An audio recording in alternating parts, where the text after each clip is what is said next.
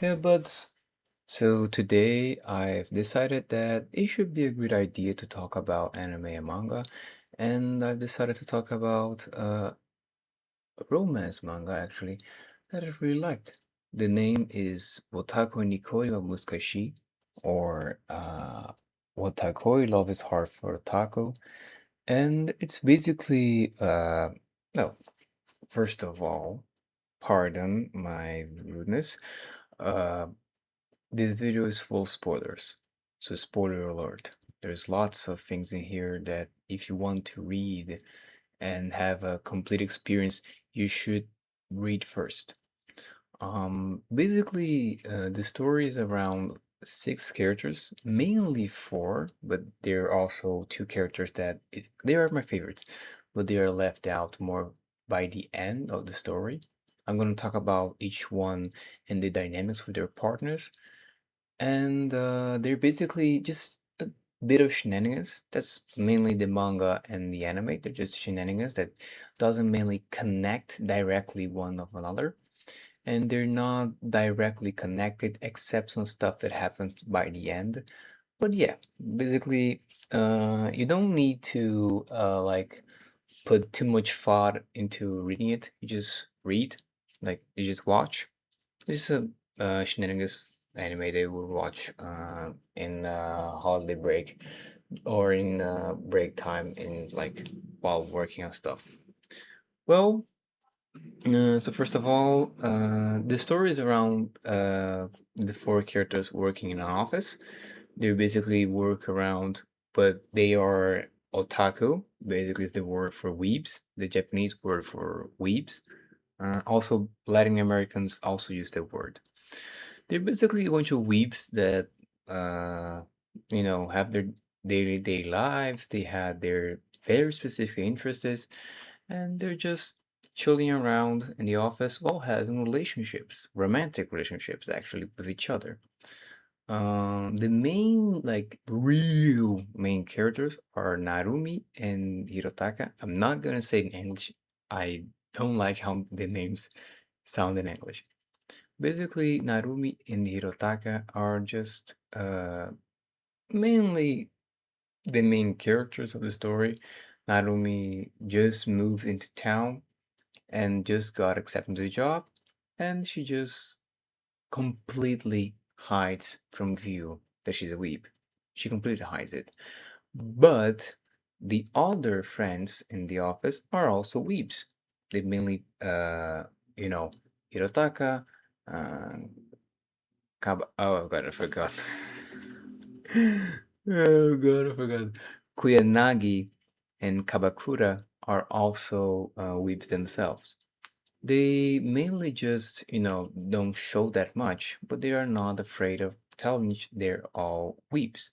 But Narumi has this difficulty of opening up and telling, yes, I'm a weeb, yes, I like anime, I'm. She is mainly a Fujoshi, which is a big fan of yaoi, even though yaoi means keep yourself pure for the love of God. But hey, where were we? Oh yes. Basically, Narumi is a weeb, a fujoshi, and she completely hides it from view. But then she finds out that one of her old best friends from school, Hirotaka, also works there. He is a gamer, mainly an RPG open world gamer, that just basically focus much around games, not too much around manga, and when manga related stuff, mainly shonen or seinen, which basically like Vagabond, Naruto, Bleach, stuff like that. Also, here, great curiosity about the anime. They really use anime-related language and references to play around the story. I'm going to speak it a little bit down the line. Let me just introduce the characters first. Hirotaka has a problem. He's too much serious. Like, he's really serious. Like, he doesn't show his expressions. Although, when you get to know him better, you understand that it's not that he's serious with stuff, it's not cold. He just doesn't show emotions. He has them, he does not show them. Basically, like he gets nervous, he gets fear, he just doesn't show it, like do not express it, not in body nor in face. Really, really hard instances he show expressions during the anime, but they're really, really important by the story. For example, difficulties in the relationship of Narumi, or maybe a fear that he has that he doesn't like, and stuff when on happens. There's also Kuyanagi Hanako. She is a cosplayer, mainly a gender bent cosplayer. She just cosplays male anime characters, and she really likes a lot cosplay them. She just had a hard time because her breasts are really large, and she has a hard time with it. But she really likes also yaoi and this stuff. But she's more of a, let's just say, adult theme yaois. Please, for love of God, keep yourself pure after this. Uh, oh God. She's a hardcore cosplayer. She has the studio. She has knowledge in makeup. She has knowledge in dressing and stuff. And to complete everything, there's Kabakura. Kabakura is basically a normal weeb. Like he just likes reading manga. He reads every type of manga except yaoi because he's not too much into it. Although down the line he starts reading it because Kuyanagi asks for him. Basically, Kuyanagi and Kabakura are having a relationship since school. So when the anime starts, they are already in a relationship. They're already dating. They live together. It's what the anime intends to. I mean, in the anime and the manga, there's a subtle hint that Kuyanagi has her own house, but she spends way too much time in Kabakura's house. So basically, they live together. He makes grocery shopping for her when he's in his house. So yeah, there also the fact that Kuyanagi and Kabakura are the oldest. Not that old. They are 3 years older. Kabakura is the oldest, being 1 year older than Kuyanagi, and Kuyanagi being 3 years older than Hirotaka and Narumi. And there's the two characters there, youngest, that I'm not going to talk about of them yet. So yeah, Kabakura and Kuyanagi are dating. They just do not show in the office because it's Japan. They're not like, it's erotic to show affection and emotion in a corporative situation. Not erotic in a way that's wrong, but just too explicit. It's like um, too disrespectful for the other workers around her. It's like showing a bit of her body, like a bit of intimacy. So yeah, it's not recommended. They just keep the relationship professional. They try, although it cracks out sometimes, leaks out, mainly because they fight a lot. I'm not joking. Every single episode, they have a different reason to fight. Every single episode. For the love of God, there are two tsunderes. Jesus Christ. And yeah. So talking about the dynamics of the relationships. Oh yeah, forgot. There's also Naoya and Ko. Naoya and Ko are yes, her name is Ko. Just that. Not coal, the mineral, but Kou. This is so dumb. So basically, Naoya and Ko are the youngest. They are in college, mainly 19, and they're just college students. They don't work in the same place of the rest. Naoya is the younger sibling of Hirotaka. He works in as a barista in a Starbucks, and Ko works in a library. She's not associated with anyone in the office. She just appears later on as a character drop. Naoya is basically the character that's dumb. Like he's really pretty, really nice, really like gentle, but he's dumb. Really dumb. Like he's bad at video games. He's bad at communicating normal phrases. Although he tries, he's very sociable, but he's just really dumb. He really thinks that some some weeb like references are directly references to office situations. Like for real, who does that? So basically, yeah, there's the situation. And Cole, it's the how can I say in a way that's not too much. Um, he's basically the Komi-san of the group. She's just really shy. She's just really shy. She has a thing where she dresses as with male clothes, but not because she identifies as a male or because she has a cross dressing.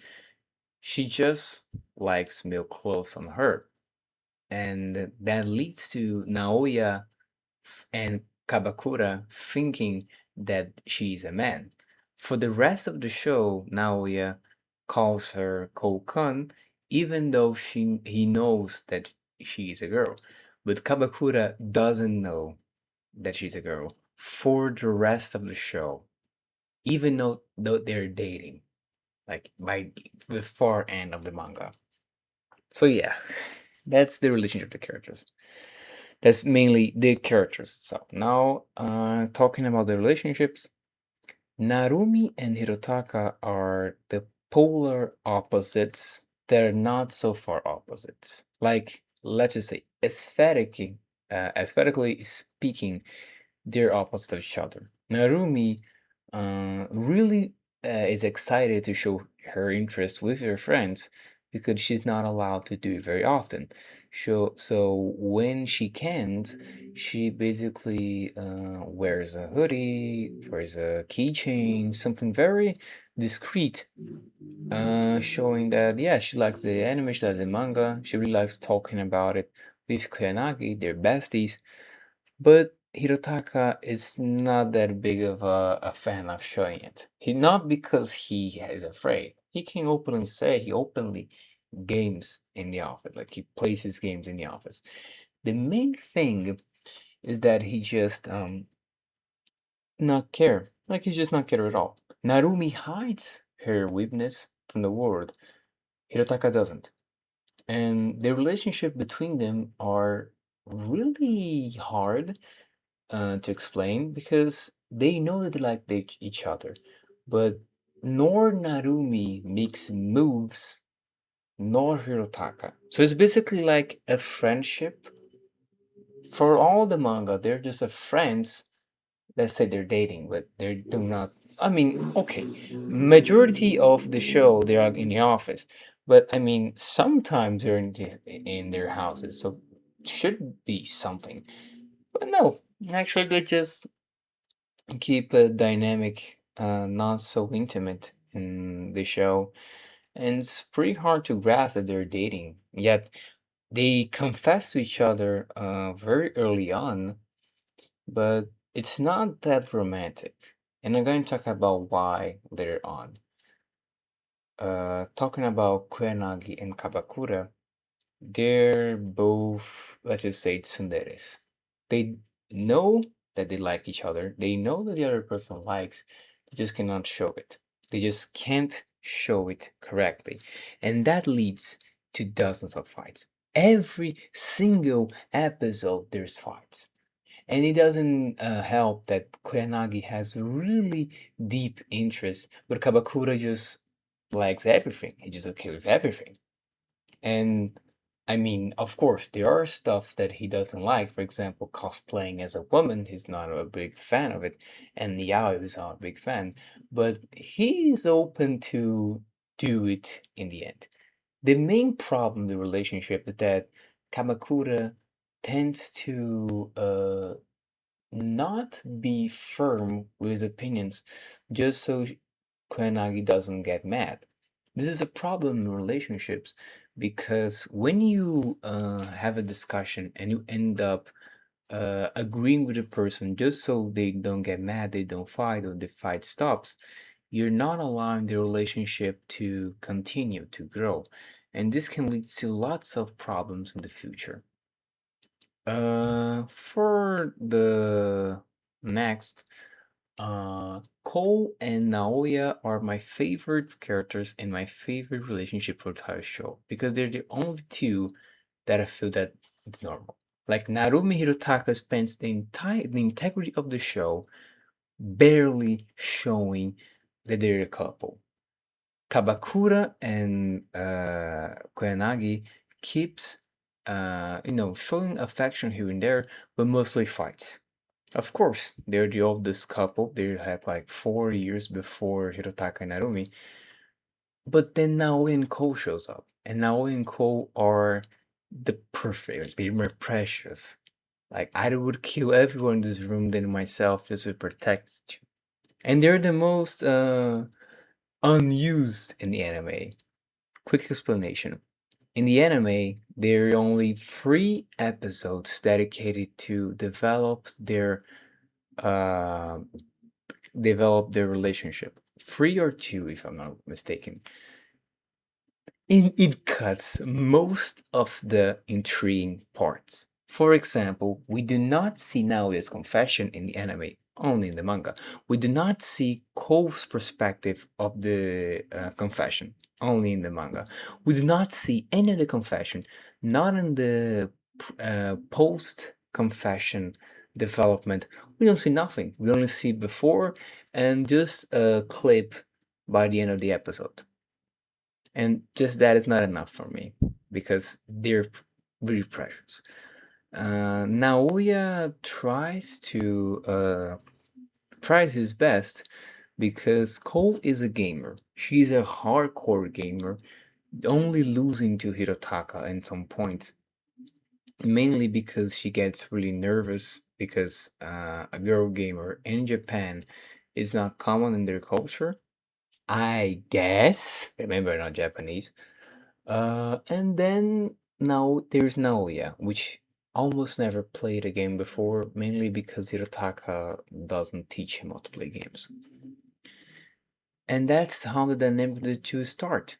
They Naoya enters her world and tries to understand it, although he explicitly shows that he's not a great gamer. He's just a great communicator. And Cole helps him along the way, not as aggressive as Hirotaka, but with patience. And that's mainly what gets Naoya to like her. What gets her to like Naoya back is basically the fact that he's so compassionate, kind, and dedicated to learn how to be better at the game.